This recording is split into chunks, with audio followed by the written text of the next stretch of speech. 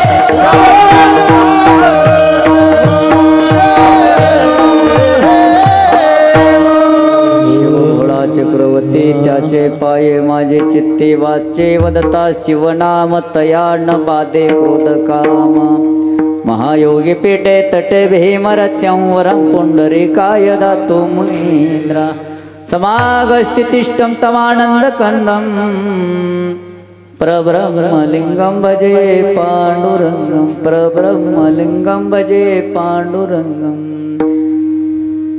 जयांचे केलिया स्मरण होय सकळ विद्येचे अधिकरण तेची वंदू श्री चरण श्री गुरूंचे मी तरे बालक बोबडा बोले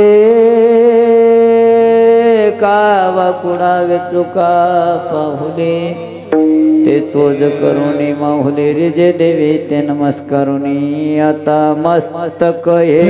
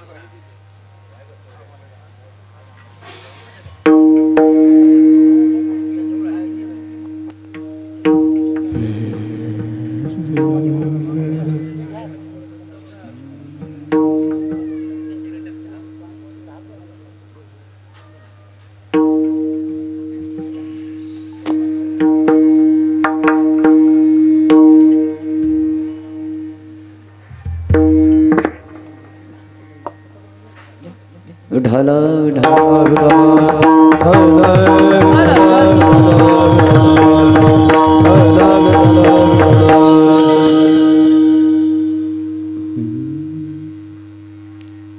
आपल्या पुण्यभूमी येते देवादिदेव महादेव असणारे भोलेनाथ कैलासपती असणारे त्यांच्या महाद्वारामध्ये शिवलीला अमृत पारायण सोहळा अखंड हरिनाम सप्ताह सप्त्यातील आज पंचम दिवस म्हणजे 5वा दिवस 5व्या दिवसाची कीर्तन रूपी सेवा माझ्यासारख्या पामराकडे आलेला आहे। आज कीर्तन रूपी सेवेकरता जो निवडलेला अभंग श्री संत शिरोमणी जगतवंद्य जगतभूषण जगद्गुरु तुकोबाराय यांचा 3 चरणाचा 4092 मधला सर्वांच्या पाठांतला सर्वांच्या परिचयातला किंबहुना सर्वांच्या कानपाठांतला असा हा उत्कृष्ट अभंग निवडलेला आहे। या अभंगामध्ये श्री संत शिरोमणी जगतवंद्य जगतभूषण जगद्गुरु तुकोबाराय यांनी सज्जनाचे लक्षण सांगतात। साधू कोणाला म्हणावं, संत कोणाला म्हणावं, सज्जन कोणाला म्हणावं तुम्हा मला कळत नाही। बाह्य रंगाने आपण साधू मानतो, बाह्य रंगाने आपण संत मानतो, खरा साधू आपल्याला माहिती नाही। तर काही लोकांनी जगद्गुरु तुकोबारायला विनंती करतात, महाराज साधू संत महात्मे आम्हाला कळावं असं काहीतरी सांगा। त्यांनी असतात कसे, तर या अभंगातून 4 लक्षणं सांगतात। साधू कशी असतात, सज्जन कशी असतात, संत कशी असतात, या अभंगातून जगद्गुरु तुकोबारायांनी आपणाला कळावं असं बोललेलं आहे। अभंगाकडे जाण्यापूर्वी तुमच्या समोर अल्पासा पर्याय देणे गरजेचं आहे। विठ्ठल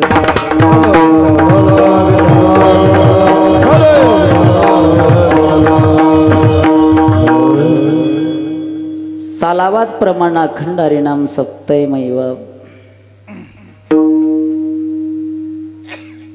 आपण भाग्यवानात, दैववानात, नशीबवानात, प्रारब्धवानात, कारण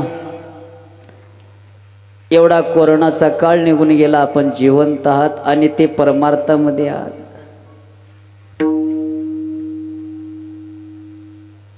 मनुष्यानं प्रयत्न केल्याच्या नंतर काही सुद्धा मिळू शकतो बरं का। पैसा मिळू शकतो, सोनचा मिळू शकतो, चांदी मिळू शकतो, बंगला बांधू शकतो, शेती घेऊ शकतो, इथून मुंबईला, दिल्लीला, कलकत्त्याला जाऊ शकतो, नवे चंद्रापर्यंत जाऊ शकतो। पण माणूस प्रयत्न केल्यानंतर हे सगळं मिळू शकेल, पण देवाचा हरिनाम भजन कीर्तन हे प्रयत्न केल्यानंतर मिळत नाही, त्याच्यासाठी पुण्य लागते आणि ते तुमच्या गावात अंगात आहे। विठ्ठल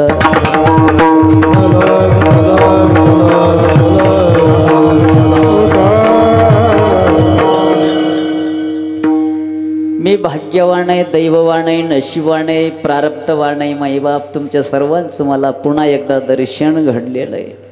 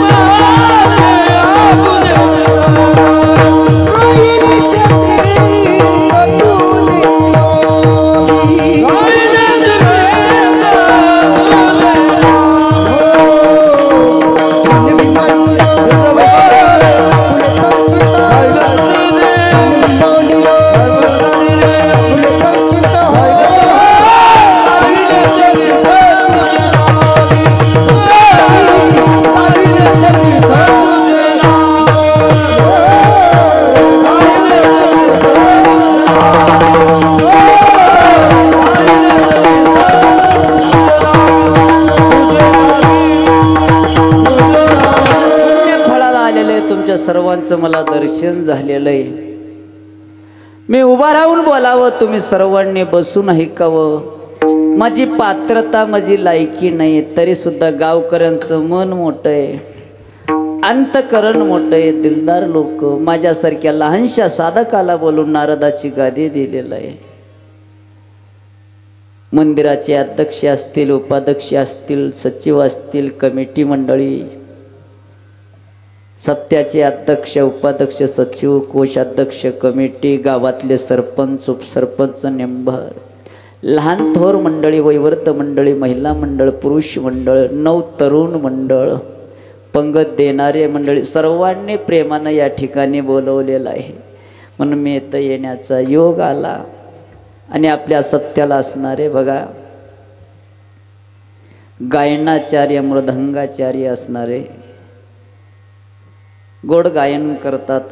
आत्ताच तुम्ही ज्यांच्या मुखारविंदातून गायन ऐकलेलं आहे, हरिभक्तीपरायण आदरणीय भजन सम्राट अशोक महाराज आणि त्यांना साथ दिलेले हरिभक्तीपरायण आदरणीय गंगाधर महाराज मुगड आणि त्यांच्या बाजूला असणारे हरिभक्तीपरायण आदरणीय भजन सम्राट विश्वनाथ महाराज मुगड आणि त्यांच्यासोबत गोड त्यांचे चिरंजीव मृदंग वाजवतात, तबला वाजवतात, हरिभक्तीपरायण आदरणीय मृदंग मामुनी असणारे, तबला सम्राट असणारे आमचे नागनाथ दादा बरका आणि तसेच असणारे आता ज्यांनी प्रमाण उचललेलं आहे हरिभक्तीपरायण आदरणीय सिद्धू महाराज आणि तसेच असणारे आपल्या परिसरामधले रत्न असणारे हरिभक्तीपरायण आदरणीय भजन सम्राट संतोष पाटील बेतनाळकर आणि इकडं मृदंग वाजवणारे हरिभक्तीपरायण आदरणीय मृदंग मामुनी असणारे नाना महाराज कामनगावकर, इकडून साथ देणारे हरिभक्तीपरायण आदरणीय मृदंग मामुनी मृदंगाचार्य, ज्यांचं नाव ऐकल्यानंतर झोपेतून लोक उठून येतात फक्त मृदंग ऐकण्यासाठी। आळंदी क्षेत्रामध्ये मोठ्या मोठ्या फडामध्ये त्यांनी वाजवलेले आहेत, मोठ्या मोठ्या कीर्तनकारला बी वाजवलेले आहेत, म्हणजे कीर्तनामध्ये बरं का। असे असणारे माऊली महाराज लिंगे, त्यांची उपस्थिती, दोन्ही बाजूला दोन चोपदार आहेत, चांगले आहेत, कार्यकर्ते मंडळी हुशार आहेत। महाराज बारीक आहे बाबा, दोन्हीकडे ठेवलेलं बरं राहते, वारा वावदाना आला न उडून गेला तर कसं करावं, तसे दोन्ही चोपदार आणि लहान बालगोपाळ असणारे भजनी मंडळ, इकडचे सगळे भजनी मंडळ सिस्टीमवाले आमचे तात्याराव सायाळकर, त्यांच्यासाठी सर्वांनी मोकळ्या हाताने टाळी वाजवा बरं। सिस्टीम चांगले, आनंद वाढतो। चला, जवळजवळ 9:45 वाजलेले आहेत,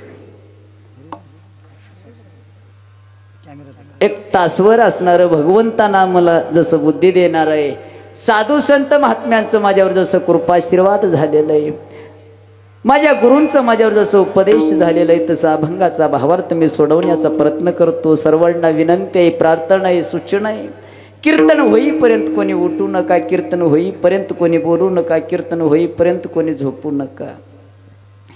येत असताना बरेच जणांचं फोन आलं बरं का, चालूच होता फोन, सकाळपासून मी उठलोच नव्हतो तेव्हापासून फोन चालू आहे। आमचे संभाजीराव पाटील असतील, आमचे गणेशांना असतील, आमचे ज्ञानेश्वरांना असतील, आमचे आनंदराव पाटील असतील, सरपंच साहेब असतील, म्हणजे सगळे बरेच जणांनी फोन चालूच होते का त्यांना गॅरंटी नव्हती।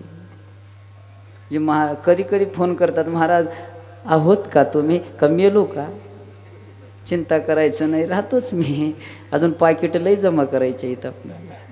चला, 1 तासभर आपल्याला गोड चिंतन करायचं आहे। सर्वांच्या पायावर साष्टांग दंडवत करतो।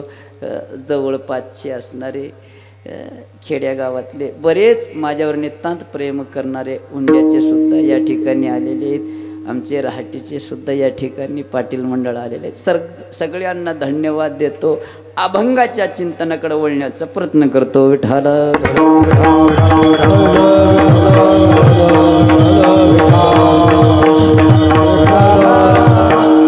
अभंगामधून जगद्गुरु तुकोबारायांनी सज्जनाचे लक्षण सांगतात।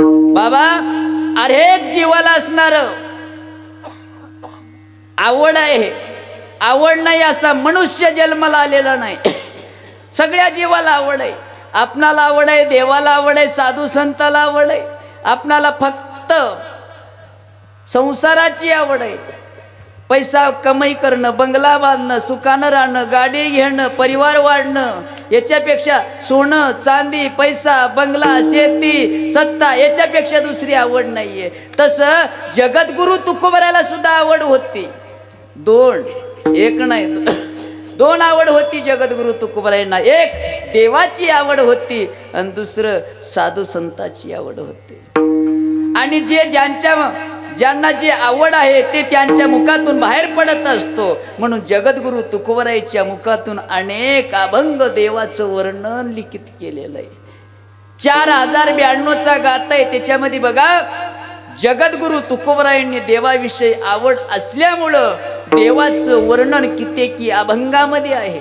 एकच अभंग सांगतो तुम्हाला, विठ्ठल आमचे जीवन आगमनिगमाचे स्थान, विठ्ठल सिद्धीचे साधन, विठ्ठल ध्यान विसावा, विठ्ठल कुळीचे दैवत, विठ्ठल हित गोत चित्त, विठ्ठल पुण्याने पुरुषार्थ वडे मात विठ्ठलासी, विठ्ठल विस्तारेला जणी सप्ते पाताळे बरुणी, विठ्ठल व्यापक त्रिभुवनी, विठ्ठल मुनी मानसी, विठ्ठल जीवेचा जिवाळा, विठ्ठल कृपेचा कवळा, विठ्ठल प्रेमाचा पुतळा लावेला चाळा विश्व विठ्ठले, विठ्ठल बाप माय चुलता, विठ्ठल भगण्याने प्रार्था, विठ्ठला विन चाड नाही होता, तुका म्हणे आता ना कृष्ण माझी माता, कृष्ण माझा पिता, बहिणी बंधू चुलता।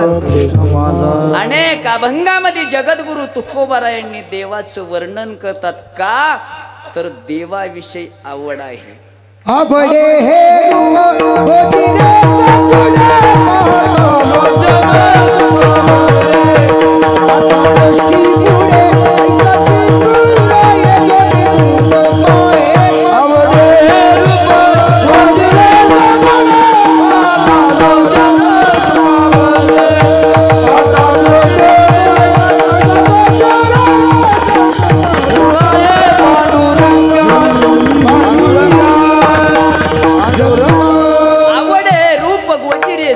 देवाविषयी आवड आहे, देवाचं वर्णन आहे। तसं साधू विषयी सुद्धा आवड होती, म्हणून अनेक अभंगामध्ये साधूचं वर्णन करतात तुकोबारायांनी। संताचा महिमा तो बहु दुर्गम शाब्दिकाचे काम नाही, बहु दुधड जरी झाली म्हैस गाय। आणि तुकोबारायांनी वर्णन करतात ते सत्य आहे, खरं आहे। कशावरून? का स्वतः तुकोबाराया साधू होते, तुकोबाराया संत होते, म्हणून तुकोबारायांनी वर्णन करतात ते खरे। स्वतः साधू होईपर्यंत साधूचं महत्व कळत नाही, संत होईपर्यंत संताचं महत्व कळत नाही। तुका म्हणे अंगी व्हावे ते आपण, तरीच महिमान येईल, मगच आपणाला साधू संताचं वर्णन करू शकतो। तुकोबारायांनी वर्णन करतात खरे। तुकोबारायाकडे लोकांनी गेले, महाराज तुम्ही साधूचं वर्णन करता, संताचं वर्णन करतात, संत कशी असतात, कोणाला संत म्हणावं, संत आम्हाला कळत नाहीये। बाह्य अंगानं दाढी वाढवले जटा वाढवले म्हणून संत म्हणता येईल का? बाहेरून माळी भरपूर घातले म्हणून संत म्हणता येईल का? म्हणता येत नाही। महाराज आम्हाला साधू कळत नाही हो, साधू कळावं असं बोला की, सज्जन कळावं असं बोला की। सज्जनाचं वर्णन सांगतात ना, सज्जन विरुद्ध दिशा आहे दुर्जन। दुर्जन कोणाला म्हणावं? ज्याने सप्ता नको म्हणतात त्याला दुर्जन म्हणावं, है की नाही? एकाच वाक्यामध्ये उत्तर देतो, ज्याच्या अंगामध्ये सज्जनाचे एकही लक्षण नाही त्यांना दुर्जन म्हणावं। सज्जन कोणाला म्हणावं? सोप्प आहे, ज्याच्या अंगामध्ये शोधून देखील अवगुण मिळत नाही त्यांना सज्जन म्हणावं। कळालं ना? महाराज असा अवगुण दुर्जन आम्हाला सांगत जाऊ नका, आम्हाला कळावं असं बोला, सांगा ना सज्जन कोणाला म्हणावं? तुकोबारायांनी म्हणतात, तुम्हाला लक्षण सांगतो आणि दृष्टांत देऊन सांगतो, सांगा अभंगाच्या पहिल्या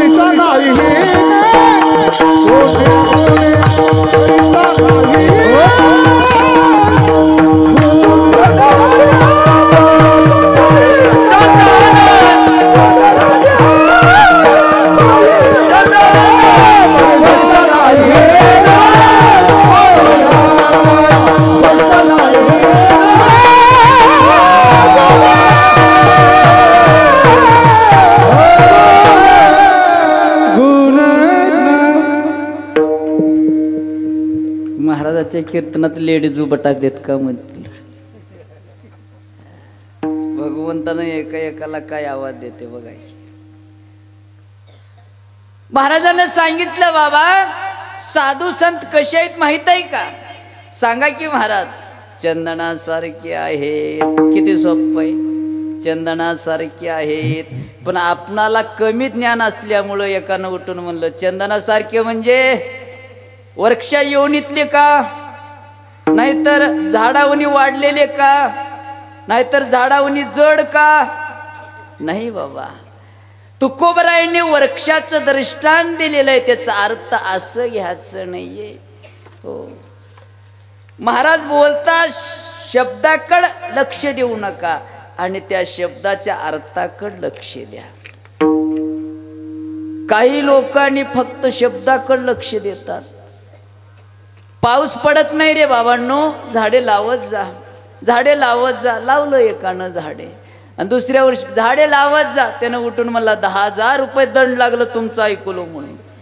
10,000 रुपये कोण. आता झाडे लावा याचा अर्थ तेवढंच का नाही. सगळे कमिटी मंडळींनी एका ठिकाणी आले. चला सप्ताह करायचंय, चला भजन ऐका, या जन्माचं सार्थक करून घ्या. एकानं म्हणलं भजन ऐकू नये, भजन करू नये. का. भजन ऐकल्यानंतर भजन केल्यानंतर नरकाला जावं लागते. कोण सांगितलं. महाराजांना सांगितलं. कोणते महाराज. तुकाराम महाराज. भजनाचे मंगळवाणी नरक जाणे तुके नरक जाणे तुके नरक जाणे तुके.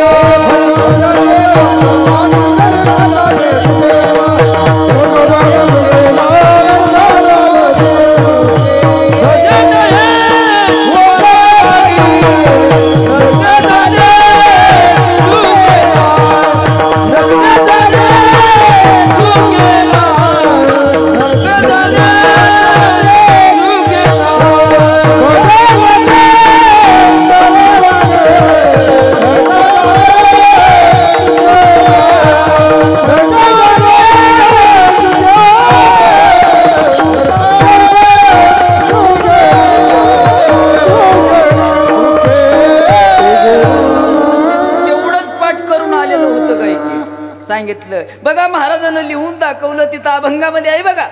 चरण आहे. भजन ते वंगळवाणी नरका जाणे चुकेना. बघा भजन केल्यानंतर नरकाला जावं लागते. आम्ही येत नाही.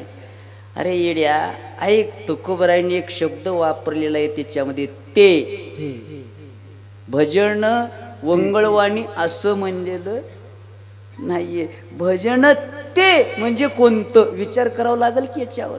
सुंदर ते म्हणजे कोणतं विचार करावा लागेल की. भजन म्हणजे बरेच भजन आहेत. तमाशामध्ये भजनच आहे की. आता याच्यापासून लावणी मृदंग श्रुती टाळ ब्रह्मरस आवडी देवाची प्राप्ती करून देणारा हे भजन आहे बाबा. ब्रह्मरस सेवन करता येते या भजनापासून. याच्यापासून सुद्धा असं मला तोंड आहे मी म्हणतो. तोंड नसताना सुद्धा ते मृदंग म्हणते. माझ्या प्रमाणच म्हणते. तुम्हाला गॅरंटी नाही का. ऐकायचं आहे का. बघा आता मला तोंड आहे. मी जसं म्हणतोय आणि तसं ते मृदंग म्हणतो. तिकीट तागिन तिकीट तागिन देट देट देट ticket Tagin ticket Tagin 10 ticket Tagin 10 ticket Tagin 10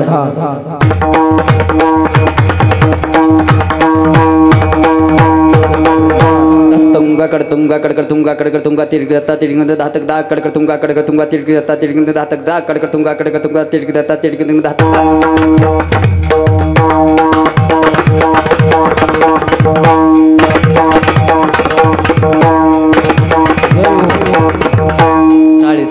काळी वाजा. मला तोंड आहे. मी जसं बोललो मृदंगाला हाय का तोंड बोललंय का नाही. गुरुजी मी कामापुरतं शिकलो बरं.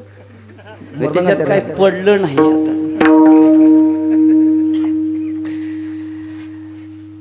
भजन ते वंगळवाणी. तमाशामध्ये भजन त्याच्यात बी 3 वस्तू राहतात.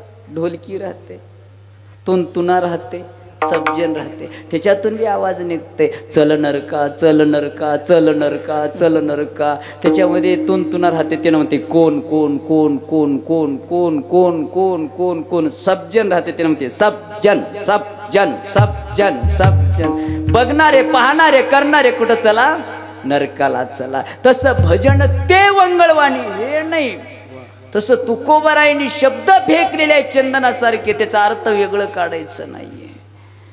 जास्त ताप आलेला आहे, दवाखान्यामध्ये गेल्याच्या नंतर डॉक्टरनं सांगितलं खोकला लागले का रे? हो म्हणलं, हे बाटल घे, औषध भारीच आहे, जास्त पाण्यामध्ये घे, चिंता करू नको, कमी होते. यानं ऐकलं, तेवढंच ऐकलं. घरी आला, घरी आल्याच्या नंतर गाडी घेतला, नदीत गेला, गळ्या एवढ्या पाण्यात उभा राहिला आणि फोन केला, डॉक्टर साहेब फुरी का पाणी अजून मध्ये जाऊ? त्यानं म्हणला, अरे पाणी टाकून घे म्हणलो का तुला उभा राहून घे म्हणलो. शब्दाच्या अर्थाकडे लक्ष द्यायचं. तसं तुकोबराय म्हणतात चंदनासारखे, म्हणजे चंदनामधलं जे गुण आहे तेच गुण माझ्या साधू सज्जनामध्ये आहे. वृक्षाचंच का दृष्टांत दिलेलं आहे, त्याच्या पाठीमागचं कारण आहे, शास्त्र आहे. आपण सर्वांनी वृक्ष योनीतून आलेले आहोत. 30 वृक्ष योनी घ्यावया, 30 वृक्ष योनी घ्यावया. विठाला विठाला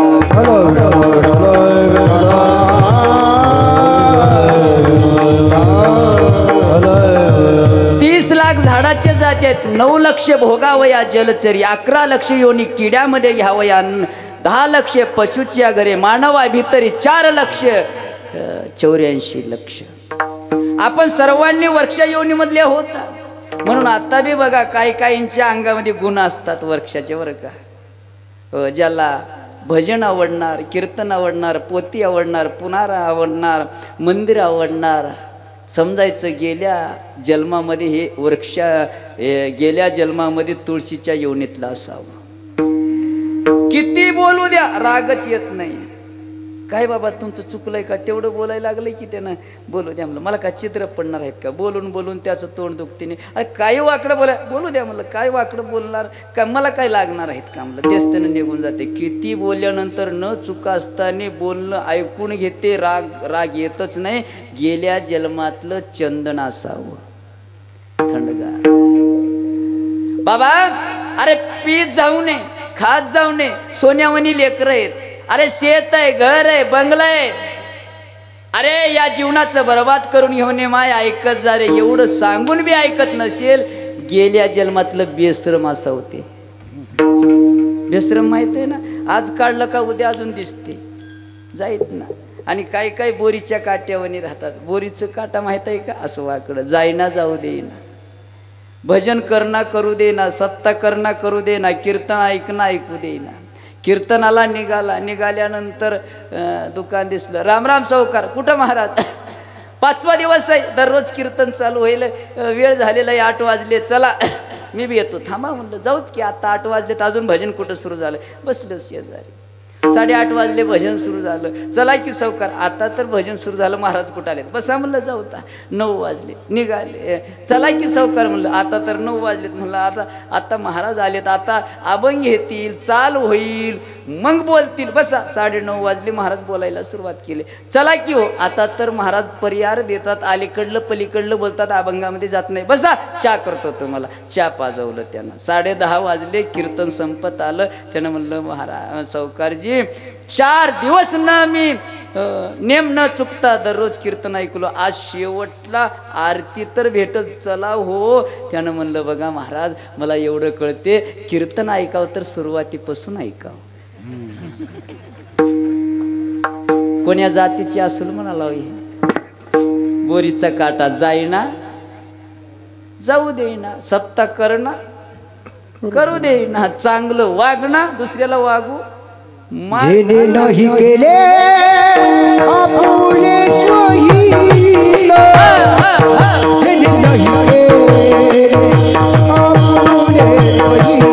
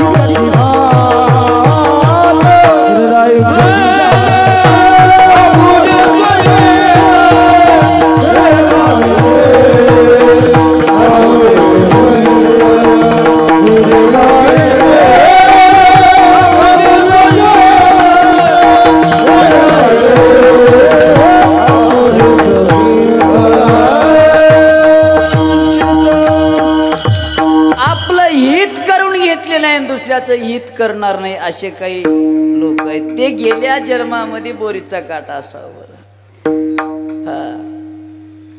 30 लाख योनी वृक्षामध्ये घ्यावं. या 30 लाख जाती आहेत वृक्षाचे म्हणून वृक्षाचं दृष्टांत दिलेलं आहे. साधू संत सज्जन कसे आहेत बाबा? चंदनासारखे आहेत. म्हणजे चंदन म्हणजे त्याच्यातलं गुण बघा बरं बाबा. चंदन सुगंधी आहे हे त्याचं चांगलं गुण आहे. आणि चंदन दुसऱ्या वृक्षाला सुगंधी बनवतो हे त्याचं दुसरं चांगलं गुण आहे. म्हणून साधू संत महात्मे स्वतः चांगले असतात आणि दुसऱ्याला चांगलंच बनवतात. म्हणून तो कोबरा नाही काळ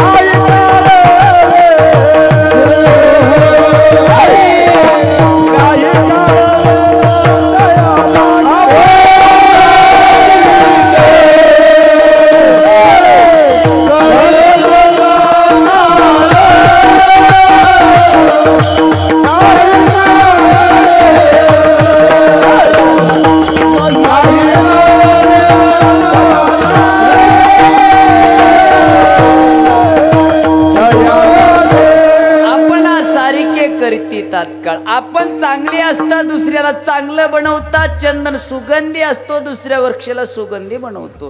झालं. म्हणून चंदनासारखी आहेत. पण तुकोबरायांनी या अभंगामध्ये चंदनासारखेच आहेत असं बोलले नाहीत. शब्द वापरले नाहीत. चंदनासारखेच आहेत पण पुन्हा परिसाचं दृष्टांत दिलीत. का द्यावं? काय गरज होती? देऊन ये ना. त्यांनी म्हणायचं होय चंदनासारखे आहेत. पुढचे 3 दृष्टांत देण्याची काय गरज आहे? उदाहरण द्यायचं असेल, मुलाला सोयरी करायचं आहे. एक लेकराला घेतले आणि गेले.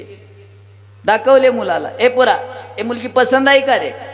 बघितलं पसंत आहे तात्या. बोलू द्या का पुढचं? तात्या बोला. आता नंतर नाही म्हणशील बरं? नाही नाही म्हणलं पसंत आहे. जवळ मित्र होतं, अरे पसंत आहे का मुलगी? नाहीतर म्हणजे मावशीच्या गावाला दुसरी आई बघायला जाऊ. त्यानं म्हणलं तात्या फोनवर सांगत राहू द्या. म्हणजे हे मुलगी पसंत आहे म्हणलं, पुन्हा काय म्हणतो नंतर सांगतो. म्हणजे या मुलीमध्ये काहीतरी कमी तरता दिसली. तसं तुकोबराया दुसरा दृष्टांत देतात. म्हणजे चंदनामध्ये काहीतरी कमी तरता दिसली. काय कमी तरता आहे? काय आहे का? वाढते का? वारकऱ्याच्या कपडावर काय चंदन आहे, देवाच्या कपडावर काय चंदन आहे. बघा असं म्हणतात जिथं प्रारब्ध लिहण्यात जातो तिथं चंदनाचा अधिकार आहे. काय अधिकार असं? हो, कुठं बी बसून नाही. देवाला आवडणारा गळ्यात माळी आहेत का हे लोक बघत नाही. कपाळाला चंदन दिसलं साष्टांग लोटांगण घालतात. कोणी जर एखादा चुकला जाऊ दे र, कपाळाला गंध आहे चंदन आहे, अरे कोणता तर वार करे जाऊ दे जाऊ दे. म्हणजे एवढा मान सन्मान. मग त्याच्यामध्ये काय कमी तरता असतं? बरं मी सांगू का? म्हणजे पात्रता आहे का चंदनाला नाव ठेवायची? म्हणजे लायक आहे का? नाहीये. पण पुरावा देत तुम्हाला सांगतो त्याच्यात काय कमी आहे. पुरावा देतो बरं का. चंदन सुगंधी आहे, दुसऱ्या वृक्षाला सुगंधी बनवतो, पण संगत बरोबर नाही. कोणाची संगत आहे? सापाची संगत आहे. पुरावा देऊ का? चंदनाचे गावी सर्पाची वसती. म्हणजे चांगलं आहे पण दुर्जनाला संगतीमध्ये ठेवलेलं आहे म्हणून कलंक लागलं. म्हणून आपलं कसं होईल बघा. चांगल्याची संगत लागली तर जीवनाचा उद्धार होतो आणि वाईटाची संगत लागली तर जीवनाचा बर्बाद होतो. आपण उपयोग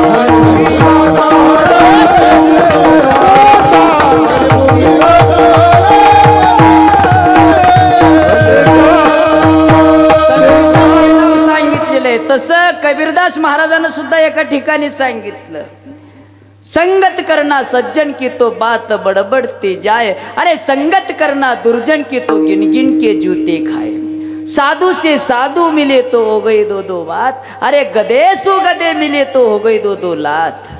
म्हणून संगत कोणाची करावं. बघा असं म्हणतात शास्त्रकारानं सांगितलेलं, बाबा पैसे देऊन दुर्जनाची संगत सोडून द्या, पैसे देऊन सोडून द्या, दूर ठेवा.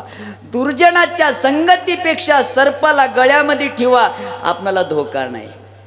दुर्जनाच्या संगतीपेक्षा इंचूला किशामध्ये ठेवा, धोका नाही. बरं का, मी सांगत नाही, शास्त्रकारांचं म्हणणं आहे.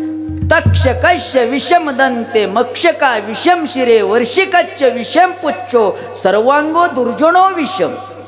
सापाच्या एका दातामध्ये विष आहे, दात पाडा, सापापासून भीती नाही. हो, इंचूच्या नांगीमध्ये विष आहे, विंचू कापा, भीती नाही. पण दुर्जनाच्या केसा केसामध्ये विष भरलेलं आहे, केसा केसामध्ये. कधी याचं लुस्कन होईल हेच बघते. भेटल कसं येईल, आरक्षण भेटल कसं येईल. किती दुर्जन लोक असेल म्हणा. पोट लय दुखला, लय दाखिले कमी नाही. देगरूरला मुखेडला गेले कमी नाही, नांदेडला गेले, औरंगाबादला गेले, पुण्याला गेले, मुंबईला गेले. डॉक्टरनं बघितलं 10,000 रुपये खर्च झालं. अरे पोट का तुला रोगच नाही की बाबा. अरे कधीपासून दुखते, दुसऱ्यानं इंडिका घेतल्यापासून दुखते. कसं करतात दुर्जन आहे संगत. आणि दुर्जन कसं बोलते बरं का, शास्त्रकारांनी सांगतात, दुर्जन प्रिय वाद्याच्य न त्यास्य दुषाचं कारण मधु तिष्ठती जीवाग्रे रद्दी हला हलम विषम. मधाप्रमाणे जीवीवर गोडवाय. वा वा वा, गाडी घेतलं, चांगलं आहे चांगलं, या या या, शेजारी राहता तुम्ही, आम्ही, तुम्ही गाडी घेतलं म्हणजे कधी तर आम्हाला बी बसता येईल. चांगलं आहे, देवानं चांगलं केलंय तुम्हाला, चांगलं, बरं आहे बरं, अजून गाडी घ्या, असं पुढं म्हणते. कधी ऍक्सिडेंट होते हेच बघते. हा, दुर्जन प्रिय गोड बोलणार आहे. म्हणून संगत कोणाची करावं. देवाच्या कपाळावर राहणारा, वारकऱ्याच्या कपाळावर राहणारा, सुगंधी राहणारा, दुसऱ्या वृक्षाला सुगंधी बनवणारा.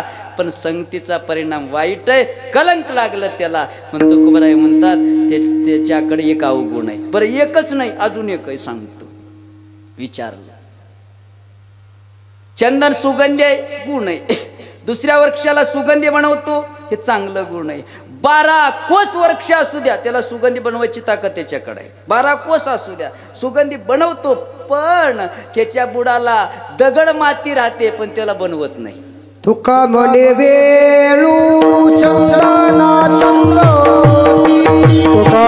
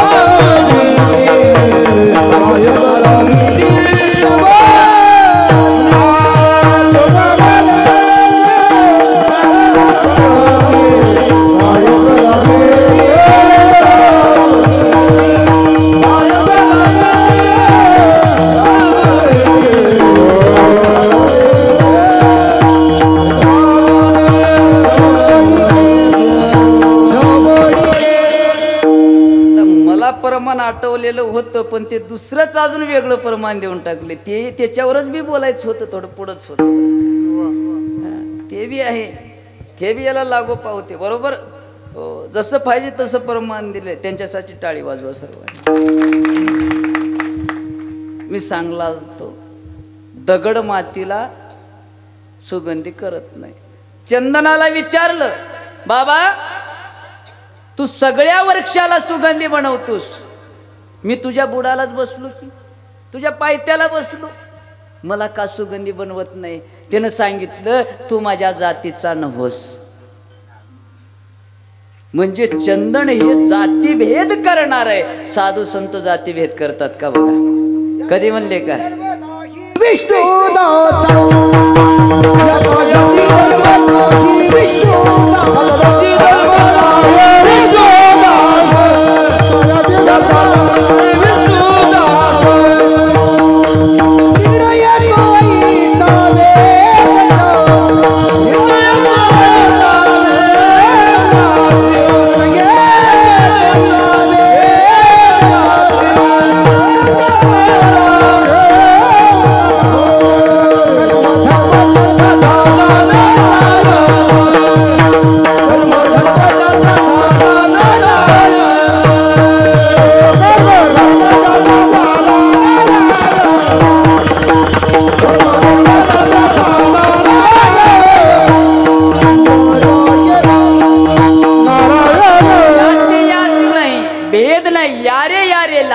याती बोलती नारी नर सकळाशी येते आहे अधिकार. साधू संतांनी कधी त्यांनी जातीभेद केलेलं नाहीये. आणि दुसरं चंदनानं आपल्या जातीमध्ये असणाऱ्या दोघाला सुगंधी बनवलेलं नाहीये. त्यांनी प्रमाण दिलेत ना वेळूला आणि केळीला. विचारलं तुझ्या जातीचं आहे की रे बाबा, त्याला कर की सुगंधी कर की. विचारलं निवडून आलास की बापू? हो म्हणलं. त्याला घरकुल करून दे की. त्यानं म्हणला माझ्या जातीचे नव्हत त्यानं. बरं हे जातीच होय की यानं मतदानच केलं नाही म्हणलं. तसं वेळूला एका एका येतीवर गाठी असतात, ते सुगंधी होत नाही यानं करत नाही. केळीला गाभारा नसतो, त्यानं सुगंधी होत नाही यानं करत नाही. 3 अवगुण आहेत. साधू संतांनी जातीभेद केलेलं नाहीये. नाथ बाबांच्या घरासमोरून एक बाईनं झाडत निघालेली लेकरानं विचारलं आई भूक लागली आहे मला. तसं म्हणून नाही बाळा, ते मोठ्या घरचे आहेत, महाराज आहेत ते. नाही म्हणलं भूक लागली जाऊ, काय तर खमंग वास यायला लागलेला आहे मध्ये. गिरजा काकून विचारले काय म्हणते ग? काय नाही भूक लागली पोराला म्हणते. मध्ये आण मग. मध्ये येऊ काय मी? झाडणारे लोक शूद्र जाते. मध्ये आणले, जेव वाढले, पुरणपोळीचं जेवण. जेवण झालं, घरी गेले. दुसऱ्या दिवशी पुन्हा म्हणले आई मला पोळी. अरे दररोज कसं? पुन्हा गेले, पोळी मागते पोरग. बसू दे की. तिसऱ्या दिवशी आई पोळी. अरे दररोज कसं पोळी मागतोस? नाथबाबांनी म्हणलं पोराला इथं ठेव. राहतोस का रे? राहतो. पोळी भेटलं की राहतो. काही काम करावं लागते करतो म्हणलं. 2 करतो, जेवतो झोपतो. जेवण झालं की झोपतो, झोपेतून उठलं की जेवतो. याच्यापेक्षा मला दुसरं काम? हा बरं जेव झोप, चिंता करू नको. जेवणं झोपणं चालू आहे. जेवणं. पोरग तरुण वयामध्ये गेला, मोठं झालं पोरग. नाथ बाबांची जायाची वेळ आली, जल समाधी घ्यायचं आहे.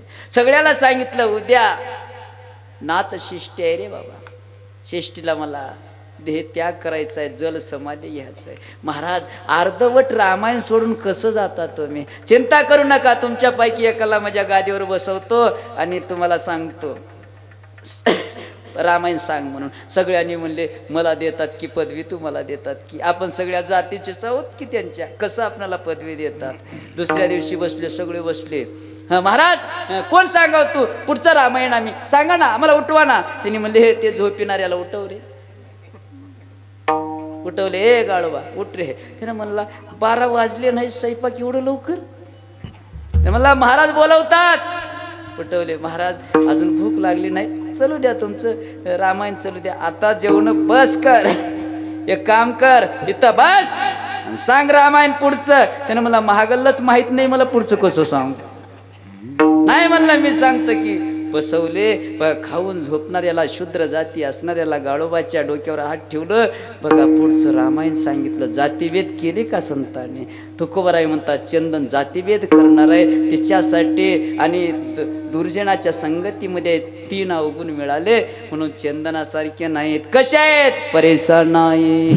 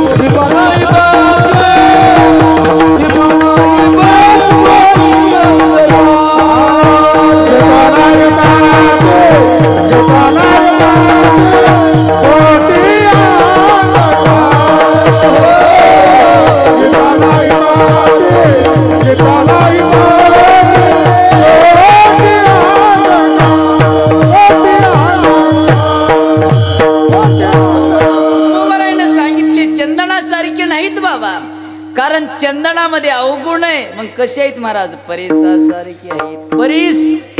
परीस कसं आहे माहित आहे का? काय करते लोखंडाला?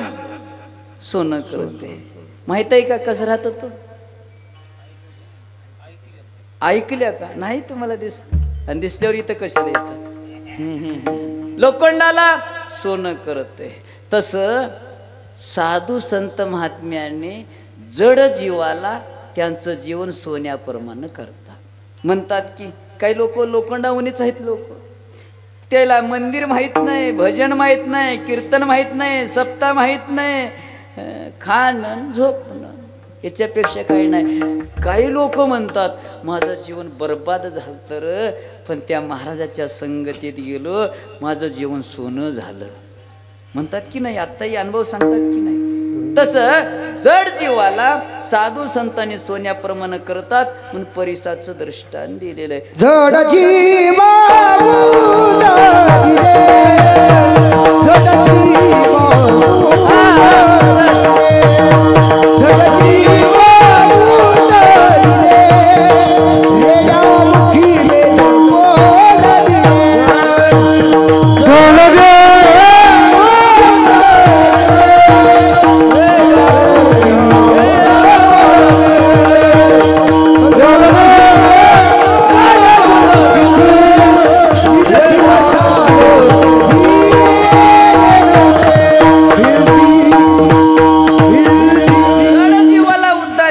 सर्वांना माहित आहे. तसं परिसानं लोखंडाला सोनं केलेलं आहे. किती अमूल्य असणारा लोखंड आहे. 1 किलो लोखंड घेतलेलं आहे. बाबा तुम्ही गेलो कोळी जाणाऱ्या येणाऱ्याला मारावं.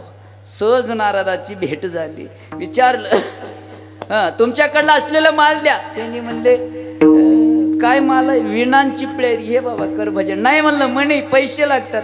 आमच्याकडे कुठे ते पैसे आहेत बाबा. म्हणलं काय करतोस रे? काय नाही म्हणलं घरी लेकरं बाळ आहेत, बायको आहे, संसार चालावं लागते. असं लोकांचं जीव काढतोस? हो म्हणलं मारतो. किती लोकाला मारलास? एंग बघा, एकाला मारलो, 1 खडा टाकून रांजणात टाकलो, बघितलं 7 रांजणं भरले. 4 गागरीचं 1 रांजण नव्हतं. एका रांजणामध्ये 12 हत्ती बसत होते. असे 7 रांजणं भरले, एका खड्यानं टाकलेलं. नारदाने म्हणलं येड्या, अरे एवढा पाप केलास कुठं फेडणार आहेस? त्यानं म्हणलं बायको आई वाटून घेते. विचारून तर ये, विचारून ये वाटून घेते का? तुम्ही मला घराकडे पाठवून द्या आणि तुम्ही पळून जा. अरे मला बांध येतं. काय महात्म्यांचा प्रेम आहे. झाडाला बांधलं आणि पळत गेलं. बायको रडत बसली होती. काय झालं ग? माझं राहू द्या म्हणलं. तुम्ही कसं का आलात? काय नाही म्हणलं महाराज आलं एक असं 7 रांजणं भरले, मग पाप झालेलं तू वाटून घ्यावा लागते. बरं बरं वाटून घेतो. तू अर्धे मी अर्धे, तू 3.5 रांजणं वाटून घे, मी 3.5 रांजणं. तिनं म्हणली तुमची मी अर्धांगिनी आहे, तुम्ही माझे पती परमेश्वर होता, तुम्ही 3 रांजणं घ्या, मी 4 घेतो. पाप. तिनं म्हणला बघा महाराज किती खोटं बोलतात. हिनं काही वाटून घे ना, 4 घेतो म्हणाले, अर्ध रांजण जास्त घेतो म्हणाले. पण मालक मला इंचू चावलंय बघा. कसं? आत्ता चावलंय. फार त्रास होते. मी तुमची अर्धांगिनी असल्यामुळं याच्यातलं अर्ध त्रास तुम्ही घ्या आणि 4 रांजणं पाप मला देऊन टाका. तिनं म्हणले तुझा त्रास मला कसं घेता येते? तिनं म्हणली तुमचं पाप मला कसं घेता येते? भोगा तुमचं तुम्ही. तेव्हा डोळे उघडले. हो आपलं तसलंच आहे. उग म्हणता किती कमाई करा, किती कमाई करा. हो मरतानी सगळे काढून घेतात. भूषणाई घेते काढून, भूषणाई घेते काढून,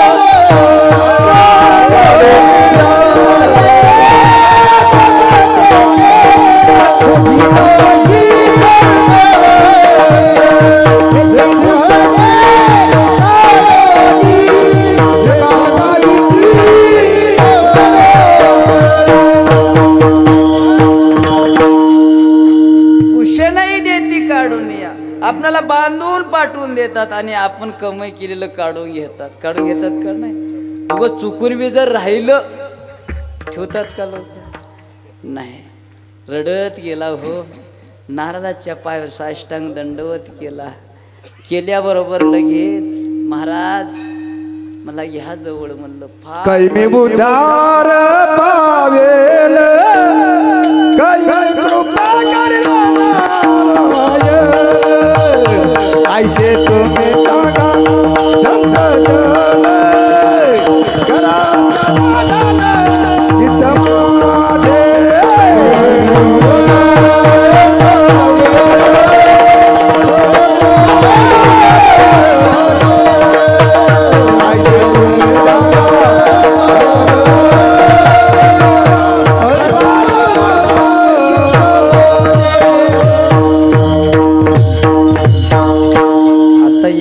झालंय 10:30 वाजले, 12 वाजतात बरं. काय मी उद्धार पावेल, काय कृपा करील नारायण, ऐसे तुम्ही सांगा संत जन करा समाधान चित्त माझे. महाराज मला जवळ घ्या, माझ्या हातानं पाप झालेलं आहे. रामन म्हणता येईना. पापी माणसाला देवाचं नाव तोंडात येते का? येईच ना. म्हणून त्यानं मंदिराकडेच येईना. काय येईना? का पाप येऊ देईना. तुका म्हणे लाड पाप टाकी लाड, पाप टाकी लाड, पाप टाकी लाड. तुका म्हणे लाड पाप टाकी लाड.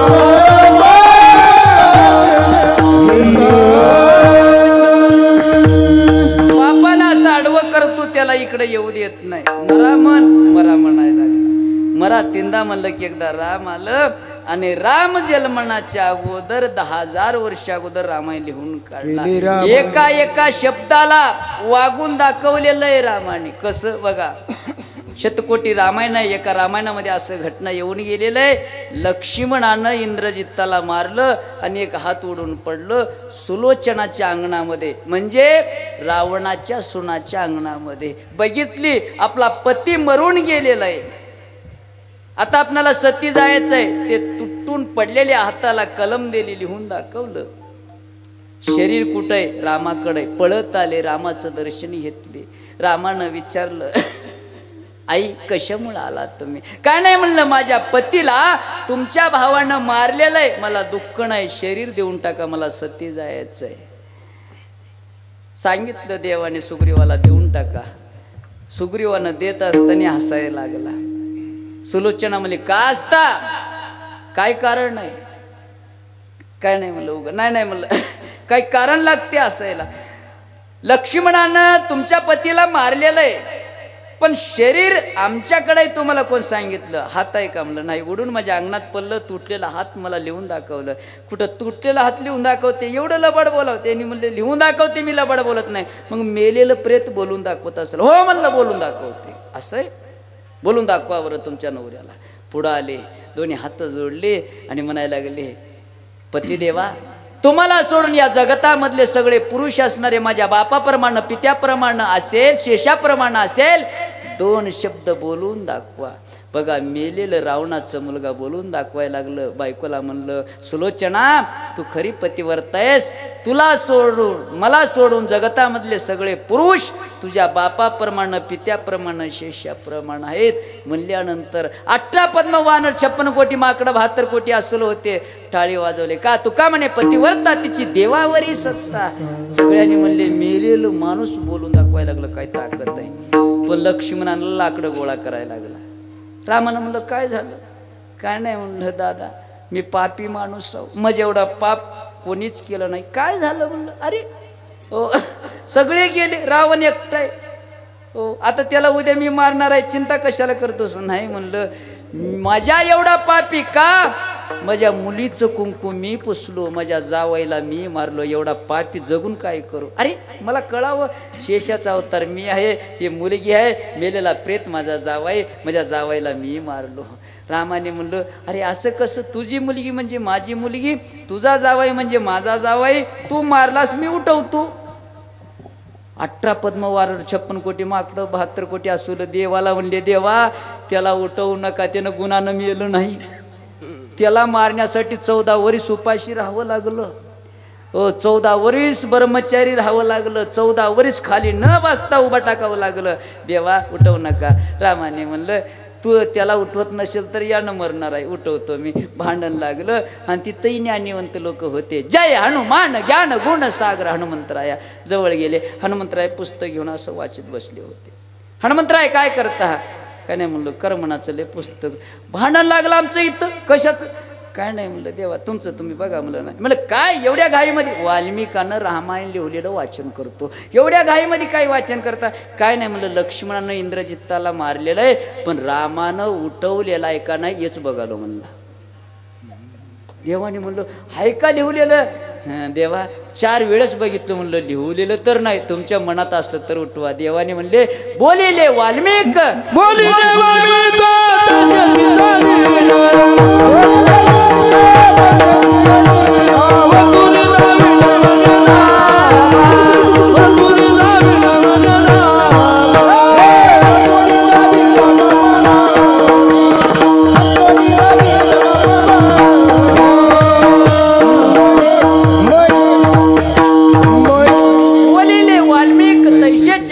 वर्तून दावेन नामा. देव म्हणतात वाल्मिकानं जे लिहलेलं आहे त्याच्यापेक्षा पलीकडे एकही शब्द मला जाता येत. किती पापी होता, 7 रांजण भरले होते. ब्रह्म हत्या राशी पातकी अपार वाल्मिकी किंकर वंदे केले.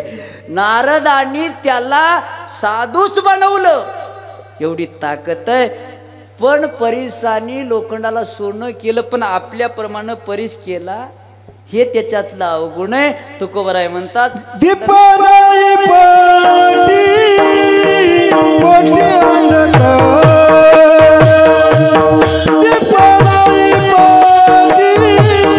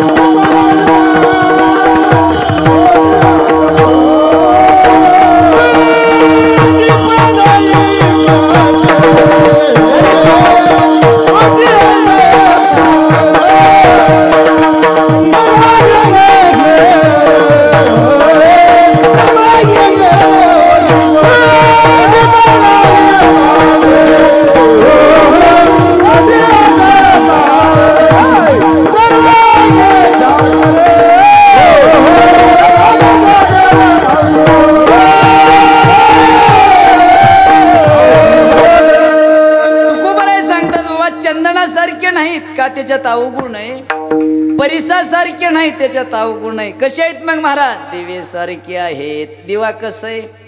दिव्याचं काय गुणधर्म आहे? दिवा उजेड देतो, अंधकार नाहीसं करतो. प्रकाश देतो, अंधकार दूर करतो. तसं साधू संत महात्मे अज्ञान नावाचा अंधकार दूर करतात, ज्ञानमय प्रकाश देतात. बोध दिदला मज सांगाते मार्ग दाविला बोले राम सांगाते मार्ग दाविला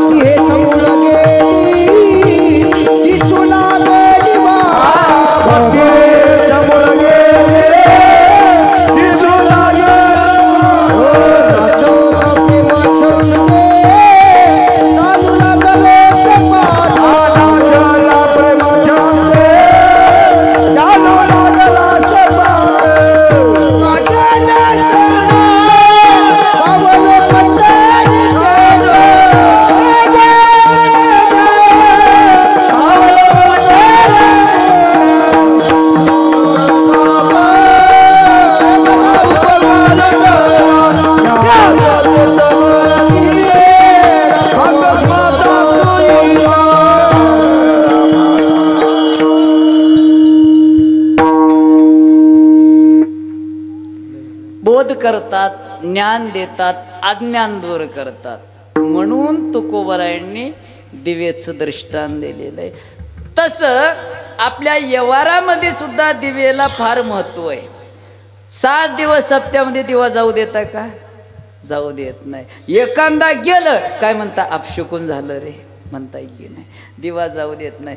काही लोकांनी 1 महिना दिवा लावतात. श्रावण महिन्यामध्ये घरामध्ये 1 महिना दिवा जाऊ देत नाही. काही लोकांनी कार्तिक महिन्यामध्ये 1 महिना दिवा लावतात. काही लोकांनी अधिक महिन्यामध्ये पुरुषोत्तम मासमध्ये दिवा लावतात. काही लोकांनी 4 महिने चातुर्मासमध्ये दिवा जाऊ देत नाही. काही लोकांनी 12 महिने दिवा जाऊ देत नाही. त्याला नंददीप म्हणतात. ज्यांच्या घरामध्ये जास्त दिवा प्रकाश देतो त्यांच्या घरामध्ये संसार परमार्थ प्रकाशमय फुलत असतो. दिव्याला चांगलं मानलेलं आहे. बघा हे लाईट असणारा एका प्रकारचं दिवा आहे. ज्ञानेश्वरीमध्ये सांगितलेलं आहे बरं का, एका प्रकारचा दिवा आहे. हो, आता लाईट नसेल आणि बोलत असताना एकदम जर ते लाईट आलं, आपण काय म्हणता, बघा मी खरं बोललो, दिवा आला का नाही. दिव्याचं खरं उपमा देणारे म्हणजे दिव्याला, म्हणजे एवढं महत्व देतात दिव्याला.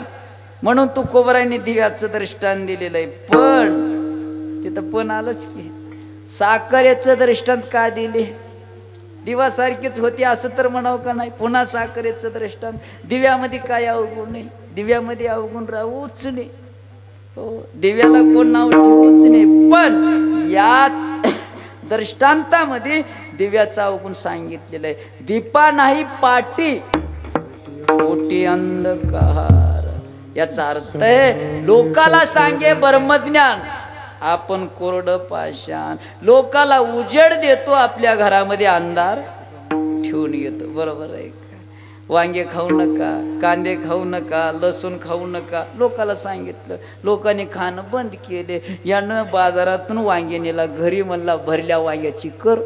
बायको म्हणली असं कसं बोलता हो तुम्ही, तर वांगे खाऊ नको. अगं येडी, खाऊ नको म्हणलो म्हणून तर सगळे लोक खाणं बंद केले, आपणाला फुगट मिळाले. असं नाही. एक अवगुण आहे. ज्ञानोबरायांनी ज्ञानेश्वरीमध्ये 13वा अध्यायामध्ये दिव्याचे काही अवगुण सांगितलेलं आहे. सांगतो बरं का. पै गुण ते तुला खाय, स्नेह की जाळीत जाय, ठेविला ते तो होय म्हशी ऐसा. चिंतन आहे का बरं? काल भरपूर तुम्ही असलो, काय गरज नाही आज असायची, है की नाही. पोट दुखेपर्यंत असलो. काल मनोहर महाराज म्हणजे ते जुन्या काळातले विनोदाचार्य, विनोद सम्राट आहेत ते. काल त्यांच्या कीर्तनात असलो. आज चिंतन आहे का?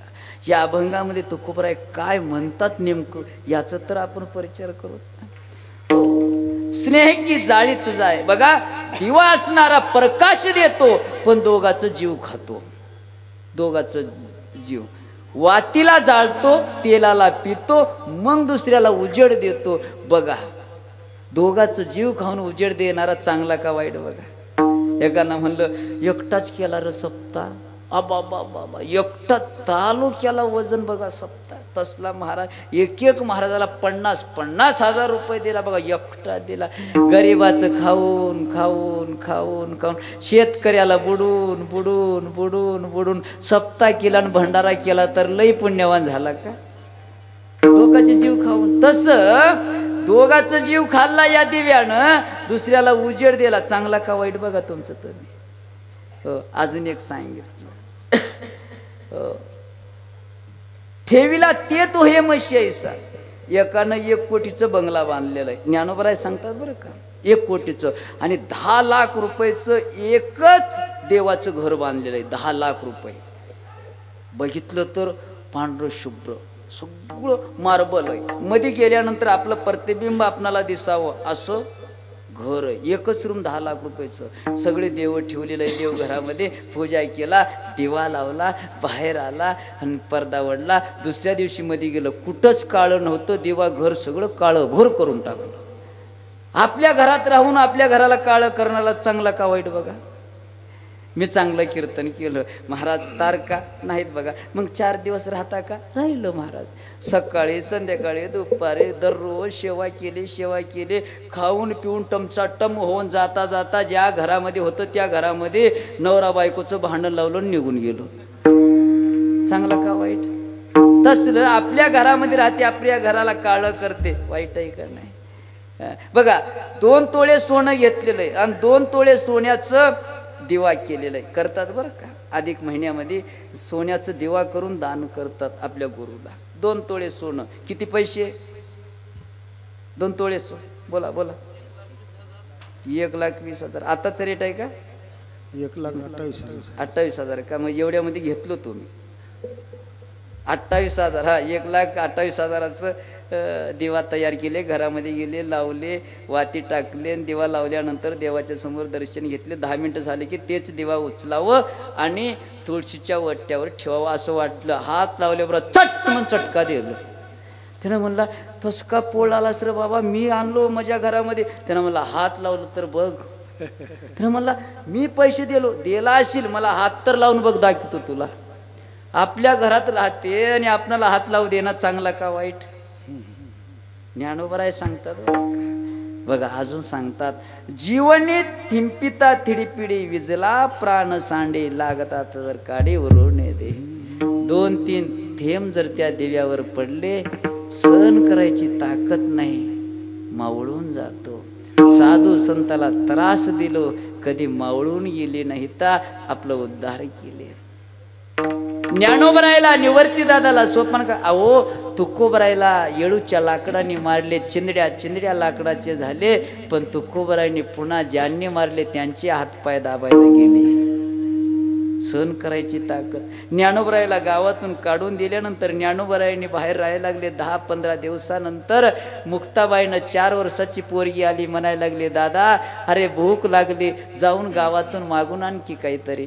ज्ञानोबरायने गेले. 3 घरी मागावं मधु करी, कुराण भिक्षान देई माया. कोण आहेस रे तू? मी ज्ञान आहे. कशाला आलास रे? संन्यासाचं पोरग आहे तू.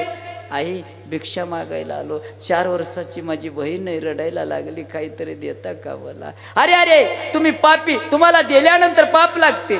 आई दुरून वाडा, वरून वाडा मला. बरं लई भूक लागली.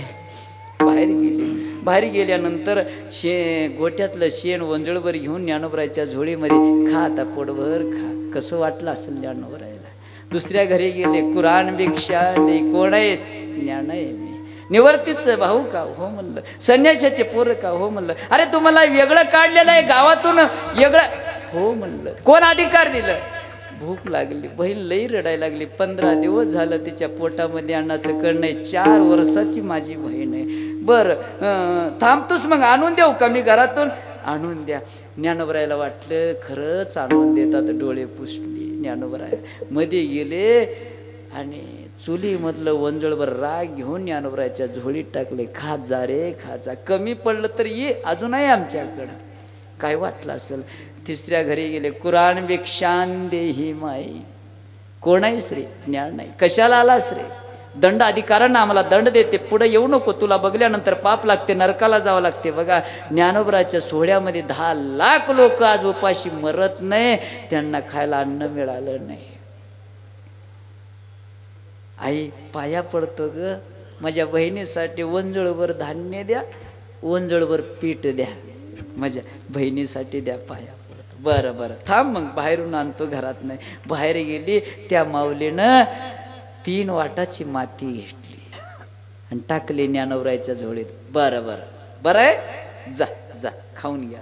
ज्ञानोबरायने विचार केले काय जगावं आता, पण मेलो तर जात असताना आईनं सांगितली, बाबांना सांगितले, ज्ञाना अरे निवर्ती विदेय अवस्थेला जाणार आहे, मुक्ता लहान आहे रे, ज्ञाना सांभाळून घे बरं त्या दोघांना, सोपानाला आणि मुक्तीला सांभाळून घे. मी जर गेलो तर माझ्या बहीण भावाचं कसं होईल. रडत गेले.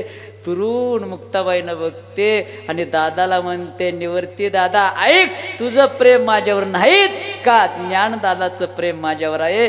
गावातून भिक्षा मागून आणायला लागलेलं आहे. दादा माझ्यासाठी रडलो नाही रे, 3 दिवसापासून तुम्ही उपाशी होता.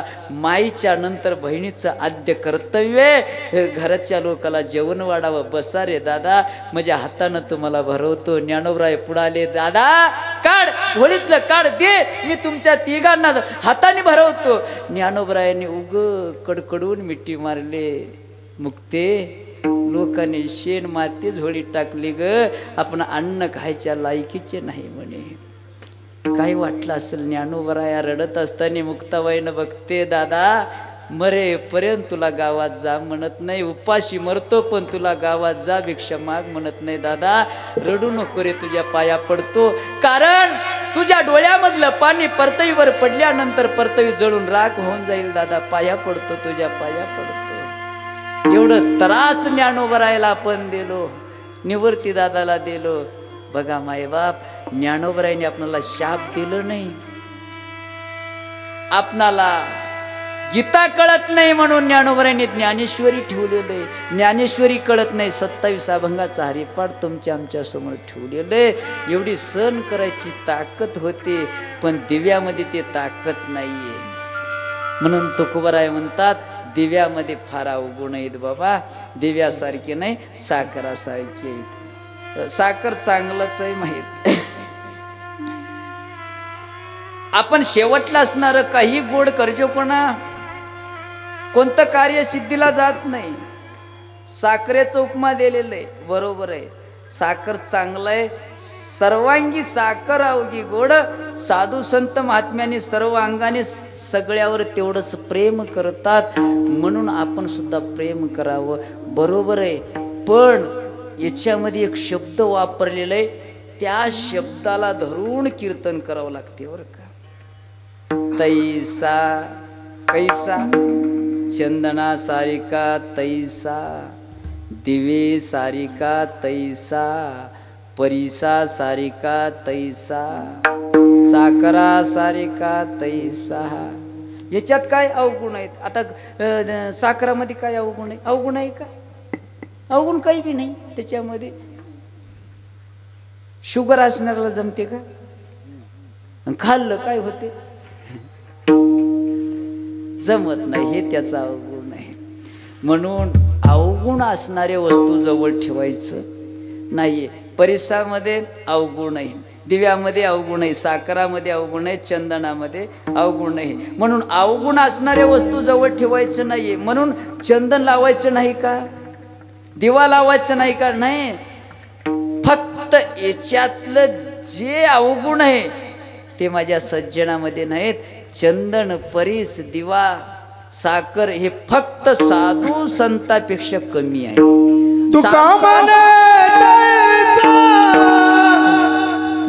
हाय हाय, शेवटला देतो भजन आहे, एक भजन झालंय. साखरा सारिका, दिवे सारिका, परिसा सारिका, चंदना सारिका. चंदन लावायचं नाही असं नाही बरं का, लावायचं. फक्त त्याच्यातलं गुण काय आहे तेच घ्यायचं. अवगुण आपणाला सांगायचा अधिकार नाहीये. फक्त सज्जनाच्या तुलनेमध्ये कमी बसणार. असं म्हणतात, ज्यांनी चंदन लावत नाही, ज्यांनी गंध लावत नाही, त्याचं तोंड बघू नये म्हणे, दिवस चांगलं जात नाही. आणि ज्यांनी गंध लावतात, चंदन लावतात, त्यांचं तोंड बघितलं तर त्या दिवशी आपलं नुकसान होणारच नाही, हे शास्त्रकारानं सांगितलेलं आहे. अरे बाबा, जन्माचं सार्थक करून घ्या, सार्थक करून घ्या. एकानं म्हणलं सार्थक करून घ्यायचं महाराज. काय काय काय नाही म्हणलं, गळ्यामध्ये माळ घाल आणि चंदन लाव, दररोज आंघोळ कर आणि महिन्याची वारी कर, एकादश धर, शिवरात्र धर. त्यानं म्हणला महाराज हे सगळं सांगू नका, थोडक्यात सांगा. ते म्हणलं गळ्यामध्ये माळ घाल आणि महिन्याची वारी कर. वारी मजानं होत नाही, गळ्यामध्ये माळ घाल, माळ घालतच नाही.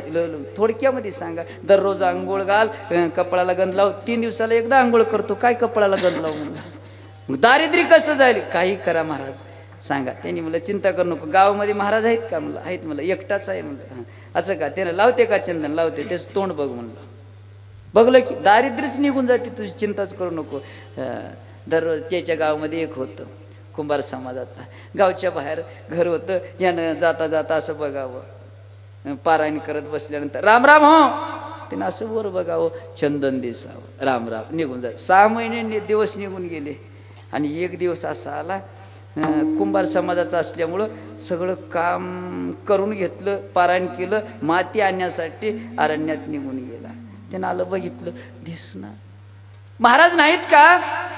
माती आणायला गेलेत. अरे 6 महिन्यापासून नियम चालू आहे, आज नियम चुकलं म्हणल्यानंतर पुन्हा आपणाला दारिद्र्यपणा जात नाही. कोण्या शेताला गेलेत? हे फलाण्या शेताला गेलेत. हे पळतच गेलं आणि त्या महाराजांनी असं माती खोंदायला लागलेलं आहे. खोंदत असताना त्या महाराजाला हांडा लागला. काय लागला? हांडा. कशाचं? हा, कशाचं? सोन्याचं, धनाचं. तुम्हाला कसं का माहीत? म्हणजे तुम्हाला भेटलंय का म्हणलो गावाच्या लोकाला कोणाला? आणि तेवढ्यात ते आल्यानंतर त्यानं म्हणला, राम राम महाराज. यानं म्हणलं, कोणती सणी आले रे? बघितलं. त्यानं म्हणला, बघितलं महाराज. म्हणला, बघितलं. त्यानं म्हणला, अर्ध देतो, कोणाला सांगू नको. अर्ध देतो. त्यानं म्हणला, नको नको. म्हणला, अर्ध नको. काय नको? कोणाला सांगलो? गावाला सांगतो. काय भीती आहे? काय बघितलं त्यानं? याला काय वाटलं? यानं घरी गेला, हांडा दिला बायकोला म्हणला, कसं?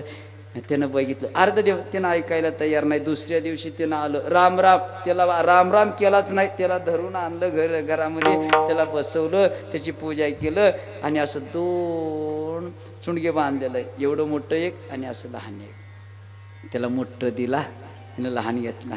पाया पडतो. ते मोठं गटोडं तुम्ही घ्या, लहान गटोडं मी घेतो. त्यानं म्हणला, एक का होय? सोनं होय. मला एवढं लय सोनं मला कसं का? त्यानं मला, तू बघलास की रे बापू? ते मला बघल्यावर एवढं सोनं, लावल्यावर किती भेटत होतं की? का लावना गेलो बाबा वाटलं त्याला.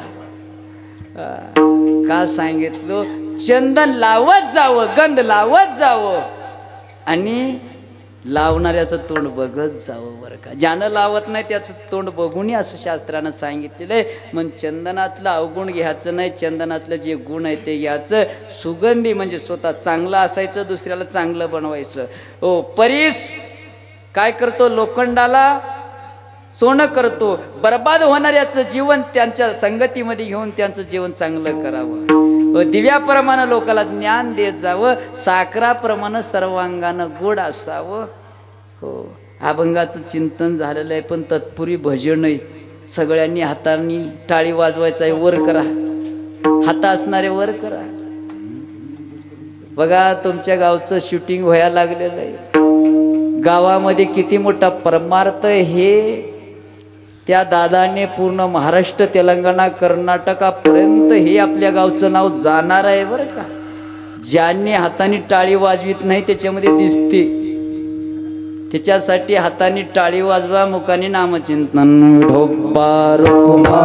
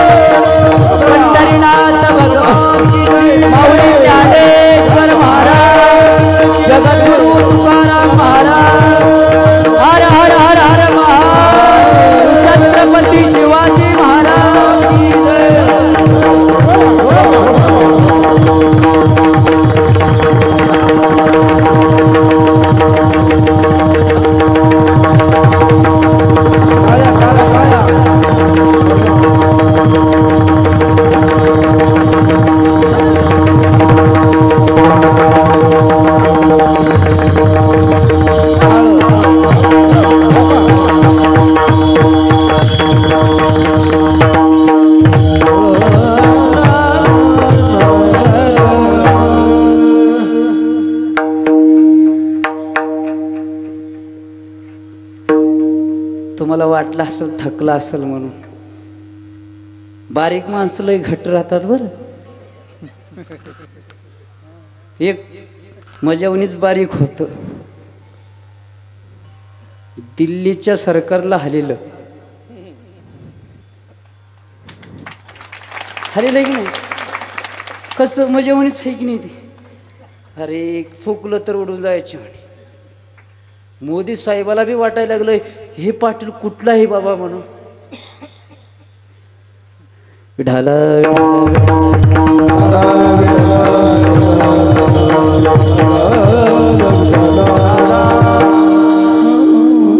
आज जे मी अभंग घेतलेलं आहे आणि आज जे लक्षण सांगितलेलं आहे आणि तेच लक्षण असणारे आदरणीय आपल्या ह्या मराठाचे योद्धे असणारे जरांगे पाटलाकडे आहेत बरं का. मुद्दाम ते अभंग घेतलेलं आहे मी आज का, जेवढे सज्जनाचे लक्षण मी सांगितलं सगळं ते त्यांच्यामध्ये तेच लक्षण आहे. म्हणून पुन्हा हा जन्म वाया घालत जाऊ नये. बरेच ठिकाणी महात्मा सांगितलेलं आहे, एका ठिकाणी तर पिंगळ्यामध्ये सांगितलेलं आहे बरं का.